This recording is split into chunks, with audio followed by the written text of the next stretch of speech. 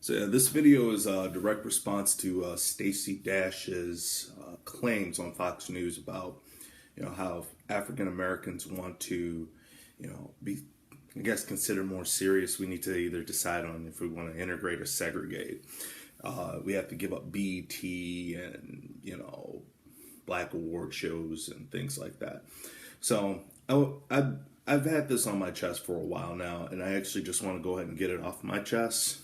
And I hope, someone can watch and learn something from it, or possibly, share it to someone else who may be not quite understanding what the whole situation is, why there is such a thing as BET, or why does it still exist, or HBCUs and stuff like that. And I'm going to try to keep this brief, but it needs to be said because, at this point in time in 2016, you're right. There really shouldn't be a BET. There also shouldn't be a Telemundo. There shouldn't be, Univision. There shouldn't be a, Filipino news network, or, there shouldn't be, any in the United States channels that are directed towards other races and stuff like that. But let's just get real here. The reason why these networks exist in the United States is because people are not getting hired. It's very important that we as a society just go ahead and accept the fact that we're not post-racial. The reason why BET existed in the first place was because MTV wasn't playing black music. They actually feared black music. There's a really nice interview of David Bowie where he literally was pissed off at the fact that MTV wasn't integrating. So because of that, BET arose. I mean, it's very important for a person to be able to see their own people, their own color, have any form of success. And I want to address something right now. The typical role for African Americans and Latinos and Asians and any people of color is stereotypical. I mean, if you see a black person on CSI, besides like the one star that's on the show, it's typically a criminal. You know what I mean? It's not your usual, DA. It's not your usual, judge in a lot of cases. It's like, they'll throw one or two in there. And I got to admit, I don't watch CSI on a regular basis. But it's very rare that you see a character of African American descent, with any melanin in their system, doing anything besides being a drug dealer, doing anything besides being a robber, being a criminal, or a gangbanger or things like that. Those are the roles that are open to us, or if there is a role where you have a legitimate job, you're a civil servant. Those are the roles that are open to us. There's nothing wrong with being a civil servant, but very rarely do you have cases like with the Cosby Show. I mean, we got to admit, Bill fucked up.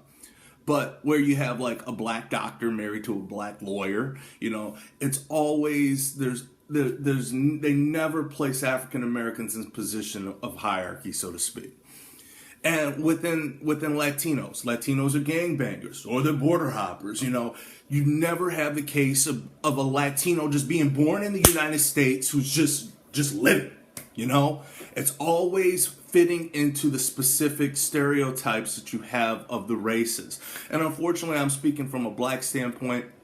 It's very heartbreaking to see my people always represented in such a horrible light. Because let's get real here. A lot of people, the way that you have your interactions with blacks is specifically from watching TV. And in your mindset, you view like when a black kid gets shot on the street because he's carrying a fucking gun in an open carry state. When he gets shot on the street, you view that as justifiable. When you got a black man that's standing in a store and he gets gunned down, you view that as justifiable because of everything the TV has shown you. So you have a network that comes along, and you know what? Their shows don't really depict us in that horrible of a light. I mean, I'm not a huge fan of BET, but like some of the shows that they do air, it's not it's not your typical what you would expect to see of a black person on regular TV.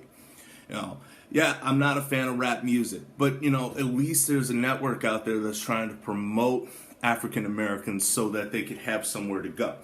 And like I said, in this day and age, there's really no need for that type of stuff, but there is a need for it. The need is because we're just not being represented equally. So when Stacey Dash says things like that, why there's a need for Black History Month and things like that, it's just really insulting to me.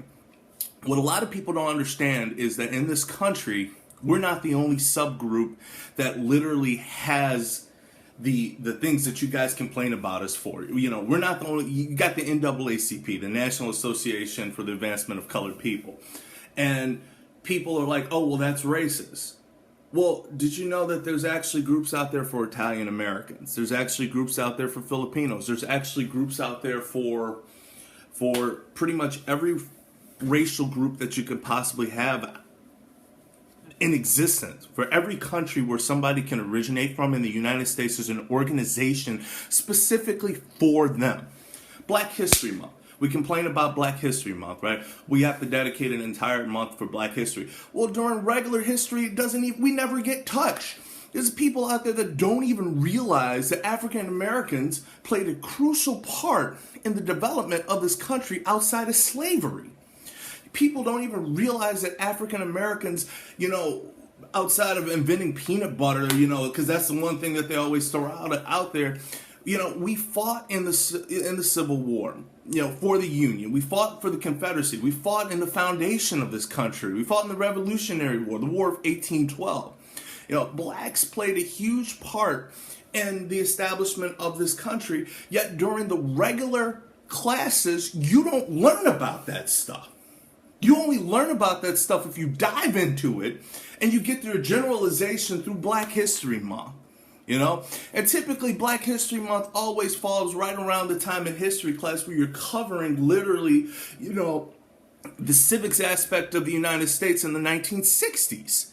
So yeah, you touch slavery and you touch Black History Month. But you know what else we also cover for a good couple of weeks? The Holocaust. I remember sitting in school and we cover the Holocaust for a couple of weeks because it's a very important thing in there. But you don't hear people saying, oh, you know what? We need to stop, dedicating time to the Holocaust. No, you got to bring up the Holocaust. If I'm not Jewish, there's an important thing. They tried to exterminate the Israeli people. You better believe that should be thrown in your face.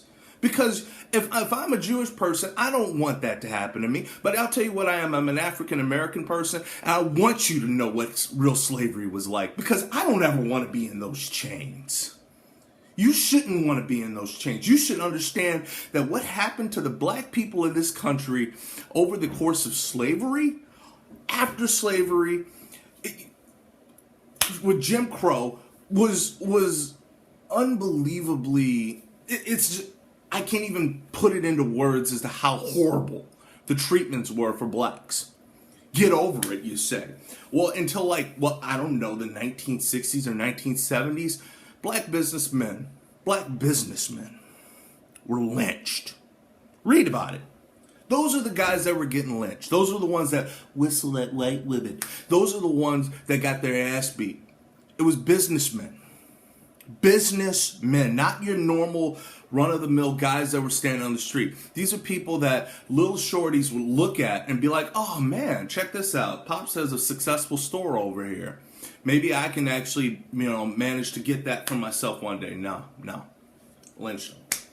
Those are the guys that you all killed. Let's just be real. So, when I hear things like there's no need for BET, I agree. But there's a need for fucking BET. Until you're going to give us full integration, there will be segregation. Segregation is being forced. The race card is being played because it's in the fucking deck. You don't want it played anymore? Take it out of the deck. Nominate a black actor or actress for a role that doesn't have to do with them being a slave, with them being a gangbanger, with them being a drug abuser or a drug dealer. Nominate them for playing a fucking doctor. Nominate them for something that a young black child can look at and say, hey, you know what, man? I could be like that guy right there. Because it's needed.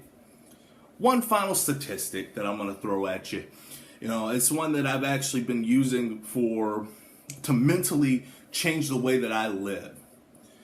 Do you know in the Jewish community, or actually in the Asian community, a dollar circulates for 180 days within the community? That means if an Asian guy makes $1, it's going to stay in the Asian community for up to a half a year. Jewish community averages about 45 to 50. White community is about 17 days. Latino community is down to like 6 or 5 days. And the African American community is 6 minutes. There are no black businesses out there. There are literally no black businesses. You go into a hood, which none of you are ever going to go into, and the hair shops are owned by Koreans. The mom and pop stores are owned by Indians or Koreans. You got Subways that are owned by Indians. You have your, you have your Chinese restaurants. You have, all of the restaurants, everything from the food standpoint, not owned by blacks. If you're lucky enough to have a grocery store there, it's not black owned. There's literally no black owned businesses whatsoever in the hood. At this day and age, that's atrocious.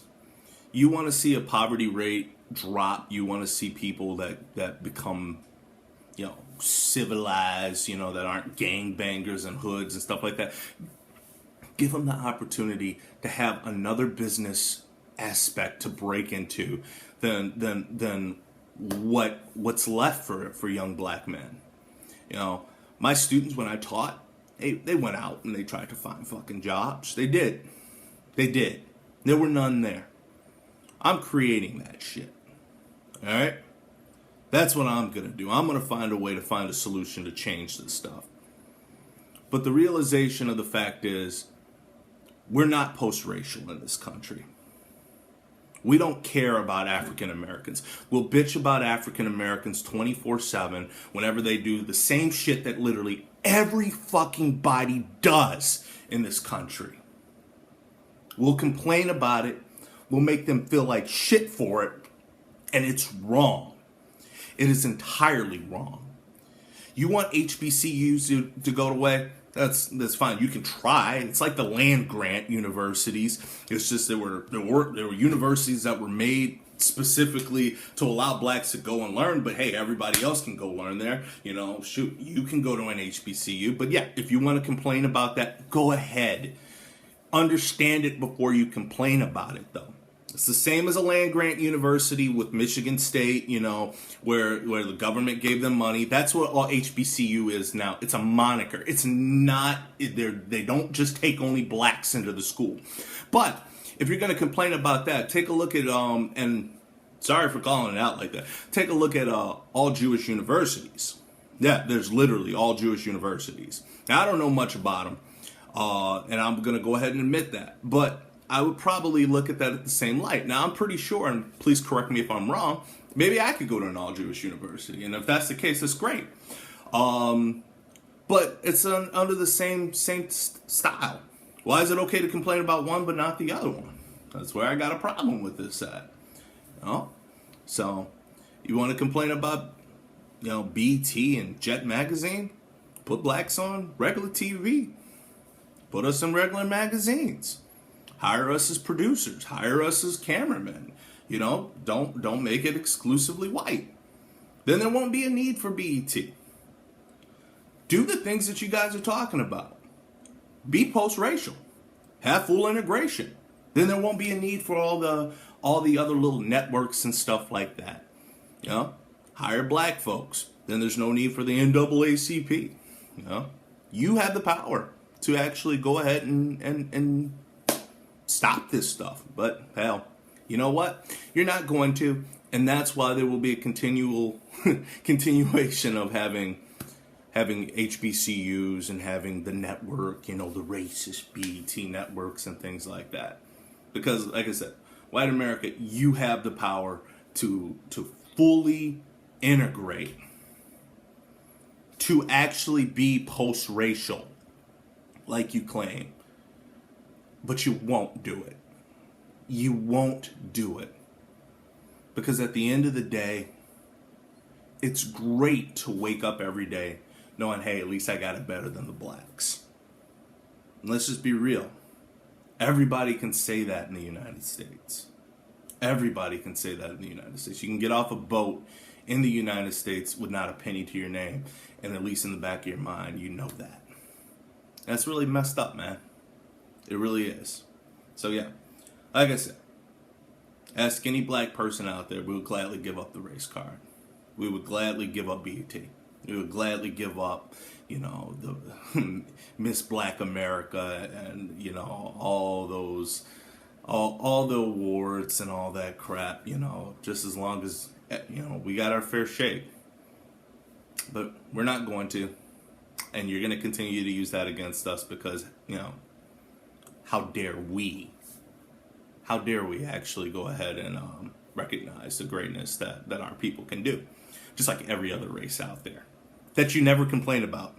Never complain about Asian awards. Never complain about Latino awards. No.